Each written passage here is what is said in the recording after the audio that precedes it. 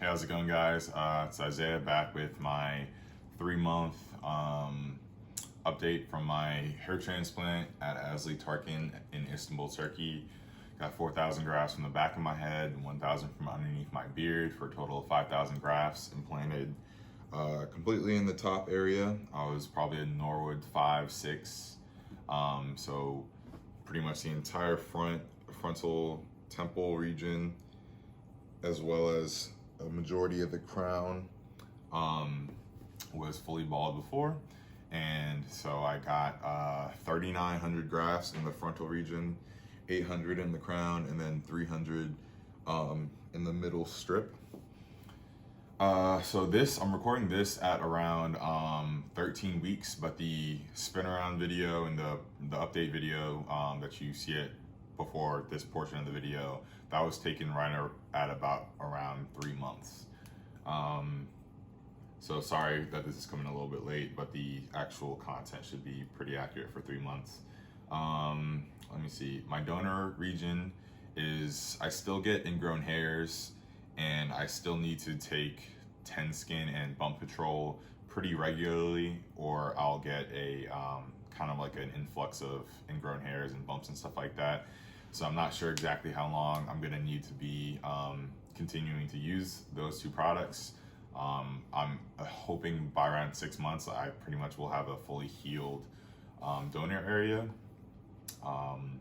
But you know, that's fine. Each of the bumps, when you use Skin or bump control, it kind of constricts the blood vessels, I believe, of the bumps, which kind of dries out the bumps and turns them into scabs that you can kind of just like rub off or kind of like peel off. But I've noticed that when I do peel off those bumps, each little scab kind of comes with 1 or 2 hairs inside of the scab. So I'm not really sure what to make of that. I don't know if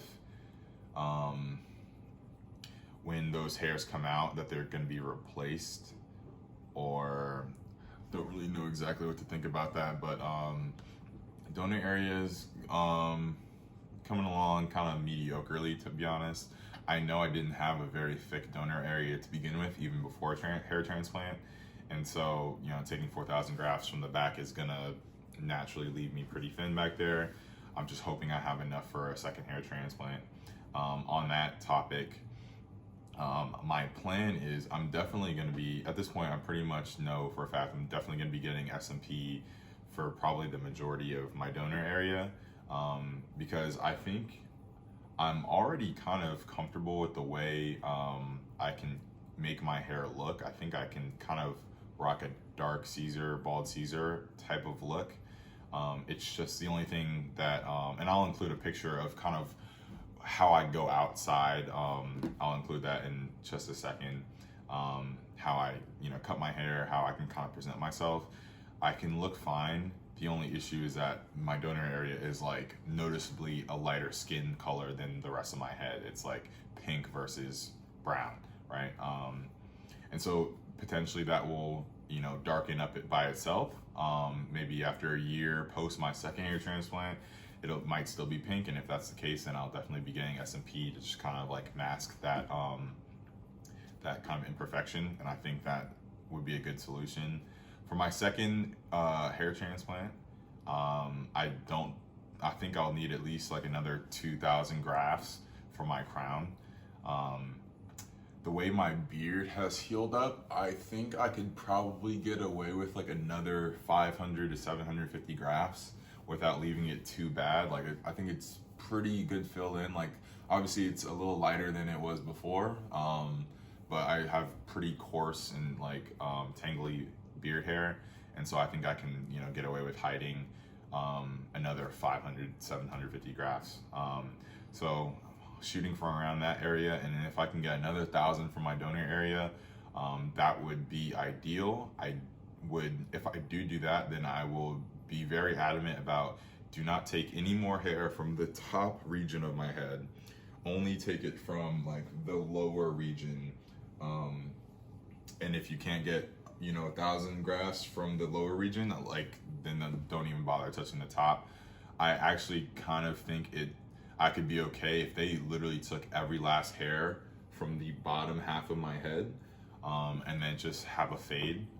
I would much prefer that than for them to reach up the top half of my head and then I'm stuck with a very thin top, region of my head. I don't think I can really make that look good. So, for my second hair transplant, the plan is get as much as I can for my beard and then pretty much strip my bottom half naked, and that would be fine with me. And then get SMP to fill in the rest of my donor region, and I think I can comfortably rock a dark Caesar if, going through that plan. And, kind of leads back to the general idea that when you get a hair transplant, because, it's not like we haven't solved balding as a society, like you got to go in with a good, reasonable set of expectations. Don't think you're going to have an afro. I mean, unless you have a really good donor area and you don't have that much balding and you just need, to fill in a few spots, maybe you can. I've seen some great results where people can rock an afro, but at my level of balding and the state of my donor area before my transplant, I was never gonna get an afro, and that was, I was fine with that. I was already okay with my SMP look. This is just like kind of a nicer SMP look, a dark Caesar. That's completely fine with me. If I never get, honestly, like the way it looks right now, when I do cut my hair, this is probably like 3 or 4 days after my last haircut. If I do cut my hair down to like a uniform length, which I typically do a zero guard with the lever completely open against the grain, and I take down kind of these darker spots, and I take down my donor area, and I think I look fine. And then I'll take scissors and I'll kind of snip the darker parts. Like obviously some parts of my recipient area are coming in a lot quicker than the others, and so I'll snip those down to kind of a more uniform length, and I'm already pretty much happy with how it looks, or how I can get away with going out and stuff like that. And so I'm confident about the results that I'll end up getting at the end of this whole process, but that's because I had realistic expectations going into it, right? So also in my recipient area, just like pretty much every body on YouTube, I get little bumps here and there, and I've noticed that the bumps kind of are a precursor to growth coming in the future. So like my right side in general, in like the middle portion of my head, it has come in a lot better than the left side, but I've also had bumps come in around those areas. Now I don't necessarily get as many bumps now, and so I have a bump here, and I'm hoping that means that this area is about to flourish, right? Yeah, also I'm kind of surprised my hairline has not come in as quickly. It seems like typically most people who go through these hair transplants, their hairline comes in a lot quicker and a lot more full than the rest of their hair, and then they kind of, over the months of the transplant, those parts fill in. Seems like the middle of my scalp and maybe like right behind my hairline is actually coming in a little bit better than my hairline, but I don't know, I just think that's interesting, right? Let's see, I'll include the picture of me like out at brunch or some bar right here.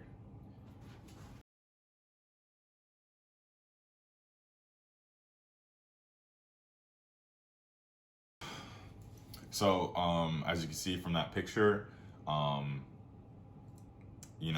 kind of have a dark Caesar type look, bald Caesar look, and it's similar to what my SMP looked like, but just like more believable that it's actually hair, because it is actually hair, right? And if my top never really gets better than that, I'll be okay. But luckily, thank the Lord, like I'm only at 3 months. I can reasonably expect like an exponential more amount of growth by the time I hit 12 months, right? So I'm pretty happy about how everything's going. I've been sticking to my routine of my vitamins. If you don't know exactly what I'm taking, I detailed it in my last video, so check that out. So I'm just kind of sticking with the process. I'm still using castor oil to moisturize my head.